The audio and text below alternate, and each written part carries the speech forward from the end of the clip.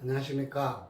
신월 개수 일주에 대해서 살펴보도록 하겠습니다. 오늘은 특히 김연아 선수, 지금은 선수가 아니지만 김연아 씨의 사주가 신월의 개수 일주여서 한번 같이 다른 사주 명조와 비교하면서 살펴보도록 하겠습니다. 일주가 신월에 태어났다. 개수 일주가 신월에 태어났다는 것은 신은 일주로서는 정인, 즉 등령을 했기 때문에 일주로서는 어느 정도 신강할 수 있는 여지를 가졌다고 볼 수 있겠습니다. 반드시 신강하다기보다는 뭔가 신강할 수 있는 환경이라고 볼 수 있습니다. 그리고 신금은 즉 금의 록지로서 금이 가장 왕성한 시기입니다. 먼저 개수가 신월에 태어났다고 하면은 어떤 개수는 자기가 가지고 있는 역할이 될 것이고, 신금 즉 신월이라고 하는 것은 개수 일주에게 주어진 환경이라고 볼 수 있습니다. 그러면은 이러한 역할과 환경에서 즉 무엇이 필요하냐, 그것을 우리가 용신이라고 합니다. 그래서 이 용신이 있음으로 인해서 그 환경을 중화, 양정, 뭔가 조화를 이룰 수 있는 것 하는 역할이 용신이 됩니다. 그러니 이 용신의 역할에 따라서, 용신의 역할의 정도에 따라서 사주 주인공이 누리고자 하는 부귀영화를 용신의 역할로서 예측하게 됩니다. 꼭 재성, 관성으로만 부귀영화를 살피는 것이 아니라는 점을 염두에 두셔야 됩니다.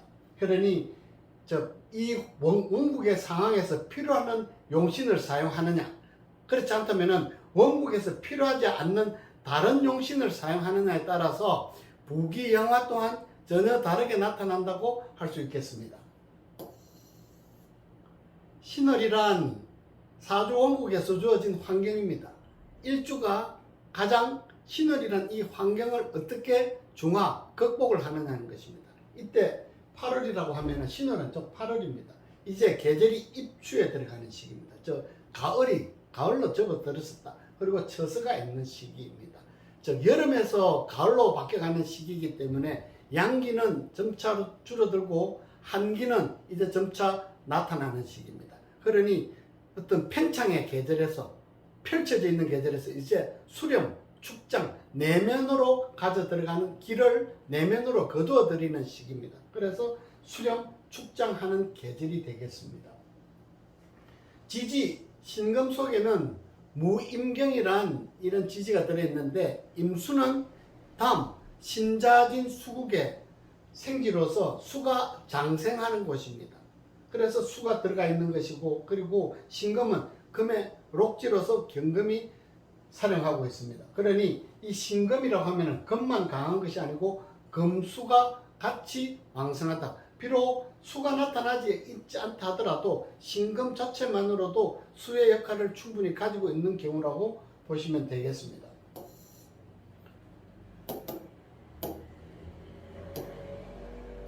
이 개수가 해야 되는 역할은, 개수는 곧 수놈의 수입니다. 천간이 십간, 갑부터 시작해서 개수로까지 이어지다 보면은 가장 마지막 음 중에 음이란 의미가 되겠습니다. 개수의 역할은 가장 먼저 생목, 즉 목을 생하는 것입니다. 그리고 화를 극제하는 것이고, 토를 윤택하게 하며 그 다음으로는 금을 배양할 수 있어야 됩니다.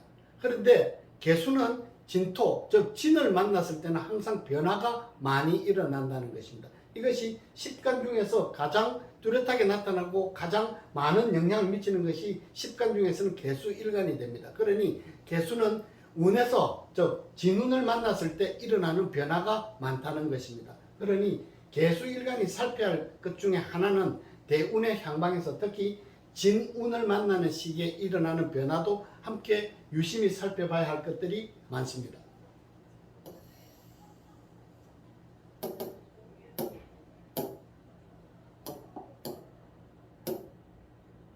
자, 이제 신월의 경금이라고 하면은, 신월은 경금이 살행하고 있는 시기입니다. 그래서 금은 강하고 예리해지는 시기입니다. 이때 가장 필요한 것은 용신이 정화가 된다는 의미입니다. 정화는 신금, 즉 경금을 재련, 하련하는 역할이기 때문에, 즉 용금성기가 이루어지기 때문에 정화를 가장 먼저 용신으로 쓸 수 있어야 된다는 것입니다. 이 앞으로 신월의 개수는 즉 정화의 역할에 따라서 부기의 척도를 알 수가 있다. 이때 목이 나타나는 것은 화를 생해주는 역할이 있으니 어떤 희신으로 역할은 있겠으나 이미 금수가 왕한 계절이기 때문에 금수가 다시 중첩되어 나타나는 것은 반갑지가 않습니다. 특히 임계수, 즉 수가 나타나게 되면 화를 용신으로 쓰는데 임계수가 나타나게 되면 용신을 손상시키기 때문에 임계수가 나타나는 것은 오히려 기피하게 됩니다. 이제 김연아 선수의 그 사주를 제가 한번 살펴보겠습니다. 경호, 갑신, 계유입니다. 물론 시주는 예측은 가능하지만 없으니까 제가 빼고 설명드리겠습니다. 그런데 이 원국의 상황을 보면은 이미 시주에 무엇이 온다 하더라도 이 신강의 범위는 벗어나지 않는 경우입니다. 그런데 살펴보시면은 다 인성입니다. 인성이 퇴다한 경우입니다. 그러니 이 신강해진 이유, 즉 인성에 의해서 일주가 생강해져 버렸기 때문에 이 경우는 인성이 사주의 지병이 되고 있습니다. 그런데 이 오화를 용신으로 쓰는 것은 화를 극제하는 역할이 있습니다. 그러니 오화 속에 들어있는 정화를 이용해서 왕성한 인성을 극제하는 용신이 됩니다. 한편으로는 병약 용신으로서도 사용할 수 있다고 볼 수가 있겠습니다. 그런데 천간에 투출한 간목은 지지의 살찌입니다. 즉 자하가 즉 자기로서는 살찌에 앉아 있는 모습입니다. 그리고 경금으로부터 굉장히 손상을 많이 받고 있습니다. 그렇지만 다행인 것은 이 신금 속에는 임수가 들어있기 때문에 금이 직접 목을 극제하지는 못한다. 그리고 일간으로부터 생을 받고 있는 이 모습이 있습니다. 그런데 이것은 상관은 사주 주인공으로 보면 자기의 능력의 범위, 표현의 범위, 어떤 의지입니다. 근데 이 의지의 범위가 살찌에 앉아있다. 이것만 놓고 본다면은 아마 김연아 선수가 선수 시절에 노력, 즉 얼마만큼 열심히 멘탈이 강하고 목표에 대해서 얼마만큼 강인한 정신을 갖고 있는지 알 수 있습니다. 물론 노력이라면은 어느 누구도 따라가지 못할 만큼 강인한 정신을 걸어서 많은 노력이 있었구나 하는 것을 함께 살펴볼 수가 있습니다.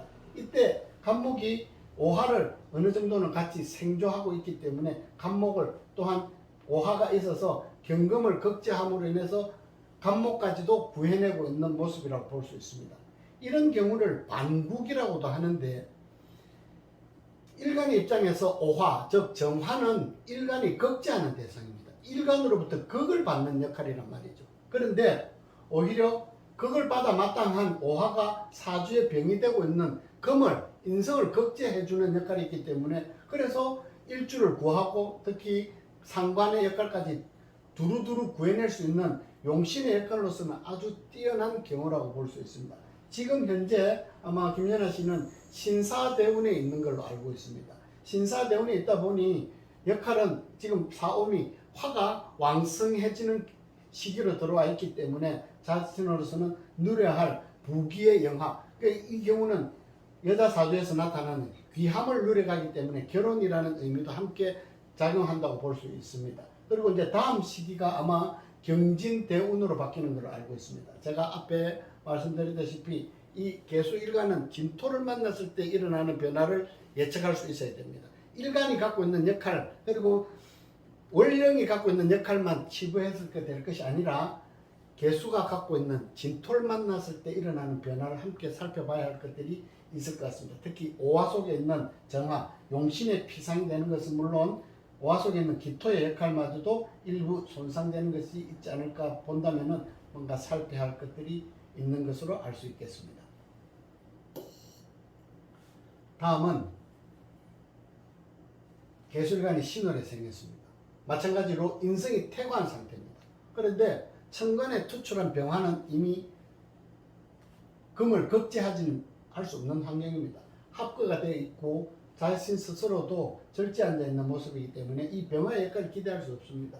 따라서 인목 속에 소장되어 있는 병화의 역할을 기대해야 됩니다. 그렇게 되면은 이 상관생재의 역할이 나타나는데 어떻게 보면은 금이 인성이 강하니까 정화보다는 병화가 더 낫지 않을까라고 생각할 수 있겠지만 병화는 금과를 만나게 되면 경금을 만나게 되면 극제의 대상이 됩니다. 하지만 정화는 용금성이 재련, 하련을 하기 때문에 이 금을 쓰임이 나타나게 된다. 즉 원령을 피상을 시키는 것은 목적이 아닙니다. 이 신강하다에서 원령을 없애버려서는 안 된다는 거죠. 그래서 정화의 쓰임과 병화의 쓰임이 각기 다르게 나타나기 때문에 이러한 명조에서 나타나는 것을 살펴본다면은 부는 크게 누릴 수 있는 사주라고 볼 수 있습니다. 하지만 귀함에 있어서는 정화를 쓰는 것만큼은 못하다. 하지만 부를 이루고 귀함을 찾아갈 수 있는 사주 명조라고 볼 수 있겠습니다.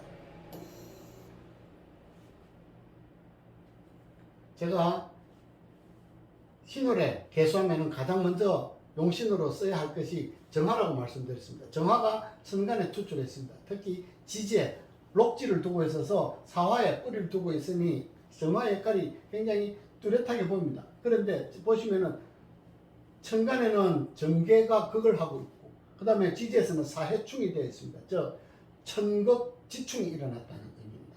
특히나 수들이 이렇게 많이 금수가 모여 있다 보니까 화를 두고 쟁탈, 쟁제하는 것들이 일어난다. 그러니 귀함을 누려야 할 것들보다는 오히려 이 경우는 이 통관시켜 줄 수 있는, 즉 다툼을 줄여 줄 수 있는 목을 사용해야 되는데 목은 해수 속에 암장되어 있습니다. 해수 속에 있는 목 또한 금의 손상을 조금 받고 있다고 봐야 되기 때문에 이 경우는 귀함을 얻기는 부족하다. 그러니 오히려 부를 쫓아가야 되는 사주명조라고 볼 수 있겠습니다. 그러니 비록 용신을 쓰고 싶은 정화가 나타나 있지만 사주 원국의 상황이 이미 천극지충의 형상, 즉 쟁탈, 쟁제하고 있는 모습으로 본다면은 귀함이 앞에 사주명조에 비해서는 조금 더 또 떨어지는 경우라고도 볼 수 있겠습니다. 다음은 병인, 병신, 개미, 무입니다. 일주가 등령한 상태면은 신강할 수 있는 여지가 많습니다. 그런데 하지만 이 경우는 오히려 신약하게 되었습니다. 개두, 즉 천간에 나타나지도 못했습니다. 자기의 원신이 나타나지 못했고 경금이나 임수가 나타나지 못한 가운데 목화토 식재간이 왕성하게 투출하는 경우입니다.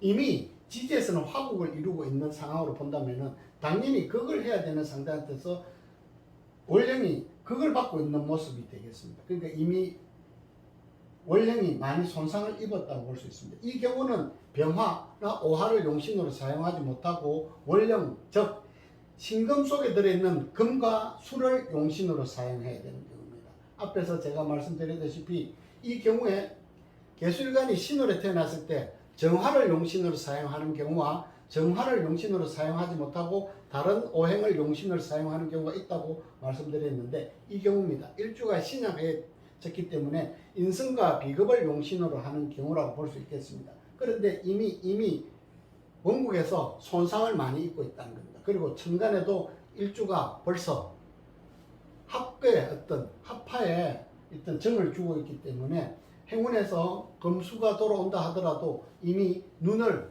딴 데 돌리고 있는 이런 모습을 본다면은 부기의 정도라 그러면은 기대만큼은 미치지 못할 수 있겠다라고 볼 수 있겠습니다. 용신의 역할에 따라서 사주에서 일어나는 부기영화의 정도를 살필 수 있다고 제가 앞에 말씀드린 것이 그것입니다. 뭐 식재간이 다 나타나고 있으니 특히 목과 토금수가 있어서 수기유통이 이루어지지 않을까라고도 보지만 미토, 즉 오화가 합을 하고 있는 이 미토는 조토로서 토생금의 역할이 없기 때문에 수기유통이 이루어지지 않는 경우입니다. 그러니까 금수 따로 목화 토가 따로 있는 이 모습이기 때문에 일주와 인성은 극제를 받고 있기 때문에 이제 누려야 할 것은 금수운에서 누려야 할 운들이 있다라고 볼 수가 있겠습니다. 다음은 개술관이 신월에 태어났는데 사주 원국 어디에도 정화가 없습니다. 화의 기운은 전혀 나타나 있지 않습니다. 이렇게 수가 왕성하면은 정화를 쓰지 못한다면은 마지막으로 토를 사용해서 이 수를 극제하고 제 방에다 이 수를 가둬 둘 수 있어야 되는데 아쉽게도 이 경우는 이 축토는 습토로서 제수하지 못한다는 겁니다.